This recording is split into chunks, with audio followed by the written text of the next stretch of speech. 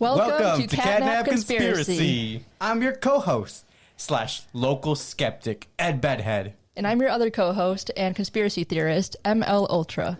And today, we will be debating the moon landing conspiracy. So, let us know in the comments section who you think will win this debate. Now, before we get started, I should preface this by saying we are in no way scientists. I'm not a scientist. So, take everything we said with a grain of salt. Let's dive on in. So, the moon landing conspiracy theories can actually be traced to 1976 when Bill Kaysing, who was a former U.S. Navy officer, he wrote a book called We Never Went to the Moon, America's $30 Billion Swindle. So in this book, he claimed to have knowledge inside knowledge, because he worked as a technical writer for one of the rocket manufacturers for NASA's Apollo moon missions. The basic template for his conspiracies was that NASA could not safely land a man on the moon by the end of the 1960s.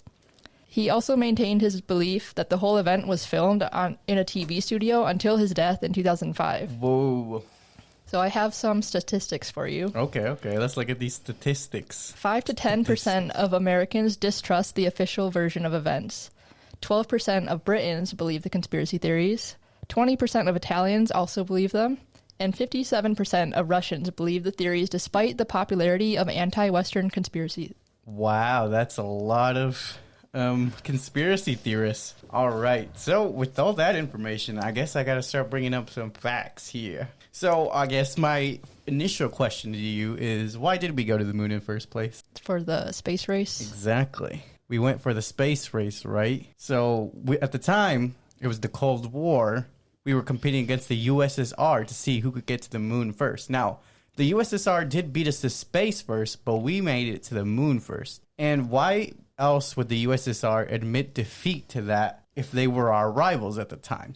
Wouldn't they want to one-up us? Well, we don't even know if we went, because they went to the moon and had more successes than we had trying to get to space. What do you mean? Like, overall, they had more success than us. There was a fire in one of the testings where 3 astronauts actually died. Mm-hmm. That was a tragic loss. So yes, there are some failures in the American sector of space travel, but we did have successes. Successes that at the time were unmatched. All right, and another question I have for you is, how can thousands of government employees, contractors, engineers, mathematicians, equipment operators, scientists, and so on keep all of this a secret? Well, if you didn't keep it a secret, you would die. Well, that is the greatest secret in mass murder, best kept secret in mass murder ever put forth on planet Earth. Because the amount of work that went into this, like the guy who you said wrote your book, there was more than just one guy working for the manufacturing company. It's a manufacturing company. Company is comprised of many peoples, not just one. And he only saw one small part of the process, whereas there are thousands of other people putting in all the work. Yeah, but the government's just sketchy in general. You never know what's going on inside. He saw a part of it, but there's still other people that just follow along and do what's told, or they're on it. They're in on it. They're just doing what they're told. I'm pretty sure more people would have come out by now. You know, people, nobody likes to keep their mouths shut. People are social. Secrets come out. The U.S. government was extremely desperate to beat the Russians, so that's why they faked the lunar landings, because they had to speed it up. And there's also JFK. He made his speech, we're going to be the first ones on the moon. Mm-hmm. And JFK is kind of known for his speeches. He said a lot of things that probably shouldn't have been said, like the government wouldn't want have said. So that's another theory of why he died. But anyway, so he made... That's a whole nother conspiracy. So he made his speech about how we're going to be the first ones on the moon, and it's the most important thing that we can do right now. So because he made the speech, the government's like, oh no, we have to do it now because he said it. So they're like, I guess we're going to start now. We're going to get to the moon because he said we have to. So I'm pretty sure there was already funding in NASA before JFK spoke the words, or else it wouldn't be a government sector. Well, NASA, I agree with that NASA was consuming more than 4% of the U.S. federal budget. But I think that was in general just finding out things to get to space in general. Yes. They just had to beat the Soviets to get to the moon. That was the goal. That's why their funding hasn't been as great since the Cold War. So back to the astronauts I mentioned.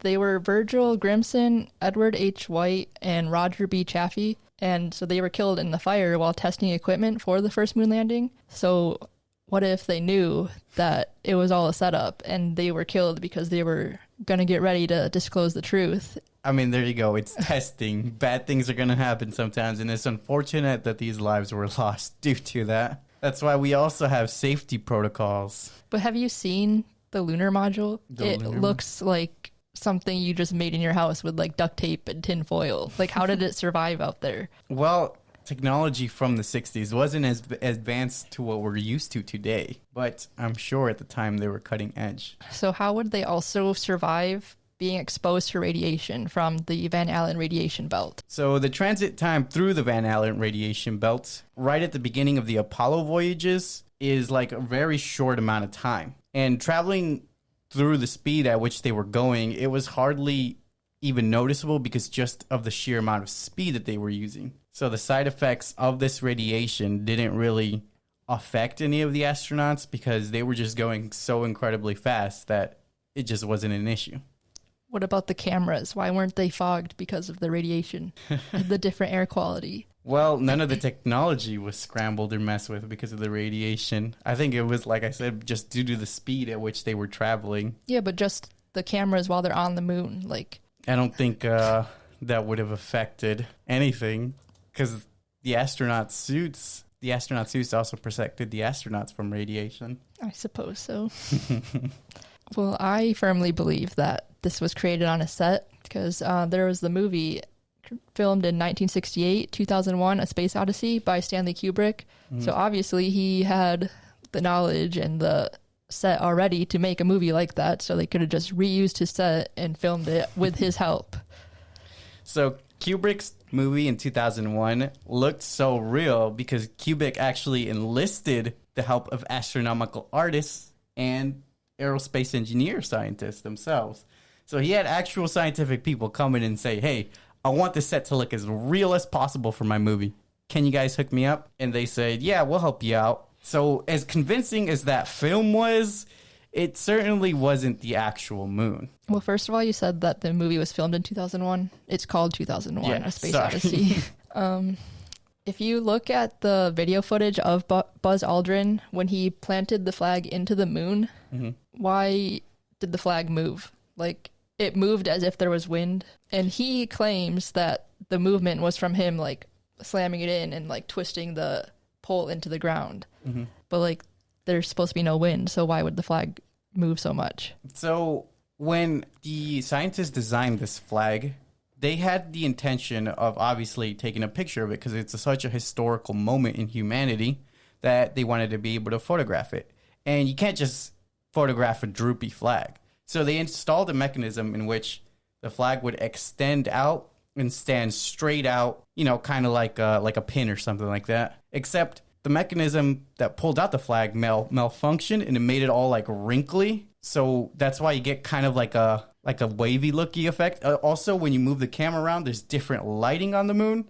So the shadows make it seem as though the flag is waving, even though it's just bad mechanism that make the flag look wrinkly. Yeah, but it was video footage. Wouldn't we have seen some kind of thing doing that to the flag? What, extending it? Yeah. Well, I haven't seen the actual footage, but I'm pretty sure if they had the initial moments of planting the flag, they would have had the moments of the flag extending. And what do you mean by multiple light sources on the moon? There should be only the sun.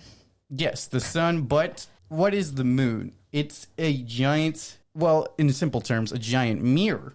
So it reflects all the light from the sun. And sometimes, because the rocks and the surfaces of the moon is so uneven, it reflects it in different ways, causing shadows in random places. Do you know the famous letter C rock? C rock? Yeah. No. There's a rock that clearly has a letter C into it. Like, someone accidentally forgot to flip it over when they put it on their set because, like, they're like, the C rock goes over the C, but they put it facing the wrong way so you can see that they marked it. I haven't seen images of this sea rock, but I have heard of it. If this is a real picture, it's purely coincidence because I don't think such a high budget, if there was a movie, I don't think such a high budget movie would allow for such notorious mistakes to seep out. Yeah, but I don't know if you've seen behind the scenes, but they do stuff like that. Like I've seen behind the scene footage where they put markings on the floor so the actors know where to stand. Yes, but I don't think they would have left it in the shot. Yeah, but you never know. They're rushing to get it done, and I don't think they would have spent all that budget just to have errors like that. There's a lot of photos where the crosshairs are seen, and they're like partially in front of the objects like they're supposed to be, but then partially behind them, which makes no sense. It's like they were edited, because the crosshairs of a camera should be in the center and over the thing you're taking a picture of. So like these pictures I have, you can see like part of the cross and then the other one's behind the object they're taking a picture of. That one I don't know. Maybe it's just faulty cameras. But like it would make no sense because it's only around the objects. There's nothing else. Different depths of field, I suppose.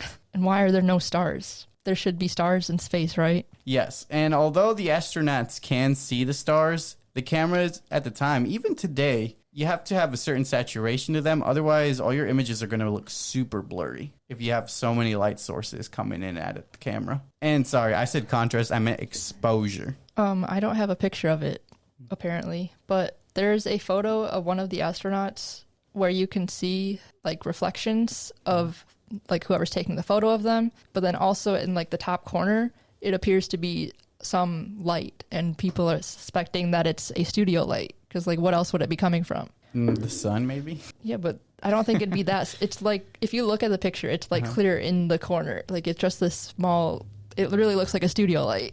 Well, it could also be the sun. I mean... Yeah, but wouldn't it take up more of the screen then? Like I said, maybe the exposure wasn't the best. Especially with cameras from the 60s. Although these were cutting-edge cameras, they are still technology from the 60s. So we know that there's an International Space Station live stream, and I don't know if you know it, but NASA often shuts it off whenever they want. So like, why would they just randomly shut it off? They're probably hiding things that they see something and they're like, oh crap, they can't see that, and they shut it off.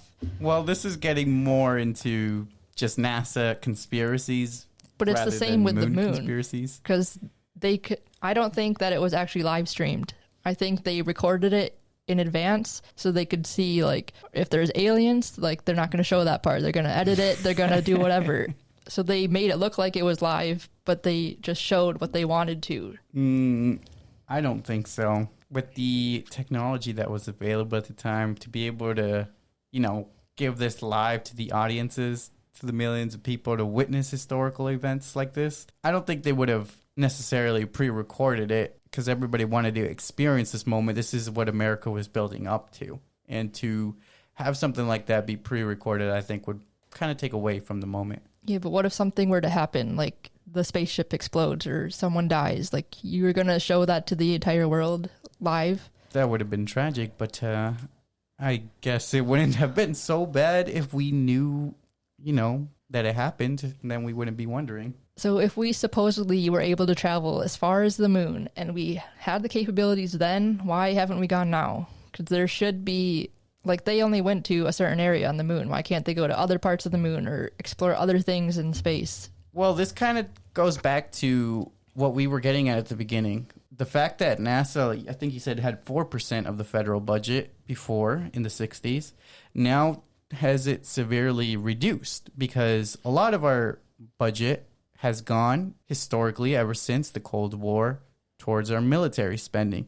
And we've engaged in countless wars since then. We've had the Vietnam War. We've had, the war on terror, the war on drugs. And so a lot of our resources are diverted from scientific research into more of geopolitical funding. And that's really taken away from, space exploration. That's why companies like SpaceX are kind of, picking up where America left off, because they have the private budget to be able to further explore these things. So you're telling me to work for SpaceX and I'll get to Mars? I don't think you necessarily have to work for them, actually. I think you might just have to pay for a seat. So about the budget thing, I think that they had to fake the landing because they knew they couldn't do it or they weren't ready. So they faked the landing in order to avoid humiliation from the whole world and for funding purposes. Because if they weren't able to do it, people aren't going to continue to give them money to maybe try to do it in the future. If they weren't able to do it? Yeah, if they didn't land on the moon, like, people aren't going to want to fund them. Yeah, but they did land on the moon and they didn't get more funding. They brought back like hundreds or thousands of moon rocks, and in 1969, 3 of the Apollo 11 astronauts visited the Netherlands, and the U.S. ambassador gave the Dutch prime minister a moon rock, but it was later identified to be just petrified wood. So are all the thousands of rocks that they got just petrified wood that they're using to show like, oh, this is from the moon, but really we just found this outside and we're just using it because it doesn't look like a wood? I'm sure there are fakes and scams, but I'm also fairly certain we did actually get rocks from the moon. That's how we know the properties of which the moon are made out of. But why would the astronauts and the U.S. ambassador have this? Like, fake wood rock? And like there's a picture with like a plaque with all their names and like this came from the moon, but then it was like identified and people looked into it and it's not even a rock, it's wood. Maybe there was a scam going on somewhere there. That you can be skeptical of because there are always people trying to sell you like, oh, this stuff is from the moon, man. But wouldn't they have to be inside then? Because it's from the astronauts and the U.S. ambassador. It's not like they're buying it online. They got it from the moon. Well, I don't know. That probably changed a lot of hands. So there's a lot of pictures that look really bad, obviously, because it was 1969. But then there's others that are like extremely high quality. Like my iPhone can't even take a picture like that. How is that possible? Well, for one, they had, like I said, cutting edge technology for the 60s. So even though it wasn't always the best, it was still pretty high up there. And perhaps we were able to get better pictures now because maybe some of them have been digitally restored, although I'm not certain of that. Another thing, when they landed, why was there no like dust debris? Like when the module landed, it should have been like a big impact and created dust, or even just from the astronauts walking, why is there no like dust behind them, like coming up from their footsteps? I think that's mostly due to the fact that the moon has such low gravity that maybe you weren't able really to see it because it like poofed into a giant cloud that you can't really see. But at least with a big impact like the lunar module, I feel like you should be able to. Maybe not the footsteps, but... But you also have to think about the quality of the cameras as well, as you were pointing out before. I'm not sure they would be able to pick up little grains of moon rock. They didn't exactly have 4K back in the day. So how did the astronauts leave footprints, but the lunar module left no mark? Like there was no blast crater or anything. The lunar module weighed 17 tons and it didn't leave a mark. But there's footprints on the moon. I'm pretty sure it did leave a mark, although I didn't look it up. But it seems logical that it would have left some sort of crater. How were the footprints even preserved on the moon when there's no moisture? Well, there's also nothing to disturb it. There's no wildlife or humans or any interferences really, other than perhaps meteors crashing on the moon occasionally. There's a lot of blueprints and design drawings of the machines that they used, and now they're missing. So the government lost them. Well, it was a little bit harder to keep data back then because, a lot of it had to be down on paper or physically kept. And that could pose an issue because obviously with time, things could get lost, damaged, or destroyed. Yeah, but that's always the problem with big cases and stuff. Like all the convenient evidence that they should be keeping safe somehow disappears all the time. Well, this kind of precludes, or this is kind of before the era of the internet, so it was a little bit harder to keep such massive information stored. Yeah, but still, for something so important as the moon landing, like how is... There's a lot that NASA does, so I'm sure it's hard to keep every single piece of data organized back in the day. So I also believe that there's a secret space program, and they could have already explored the moon and found things. So what if there was already some other life forms or something that they saw there and they were hiding it from us? And so they are the ones that are controlling NASA and telling them, like, you can show us this, you can show them that, but... Well, what would be the purpose in hiding such a thing? Because you don't want to scare the whole world. Like, there's aliens out there. There's always been, like, conspiracies over aliens and whether or not they're out there because the government and NASA does absolutely nothing about it. Like, There's always like sightings and stuff, but they don't acknowledge it. Well, who would fund this secret society that is keeping aliens a secret, and to what benefit? There's a lot of like groups of people within the government that are hiding things. But I'm sure it would be profit driven if that was true, and I don't see any profit from keeping aliens a secret. So there is someone from Australia named Una Ronald. She claims to have seen, like while she was watching the live broadcast, she claims to have seen a Coca Cola bottle roll across the lower right quadrant of her television screen. So like a cast member could have, dropped it or something, or accidentally kicked it over. But why was she the only one to notice such an iconic moment? Because it was so fast. And it's not So like she just happened it's not to like they have their phones or their own cameras recording it so they can post it online. Yeah, but I'm sure such rhetoric would have been widespread. Coca-Cola lands on the moon along with astronauts. So we do like to have fun on this show, but it's always important to actually look at the facts whenever you're unsure about anything. Let us know in the comment section who you think won this debate. And thank you for visiting Catnap Conspiracy. Until next time, peace.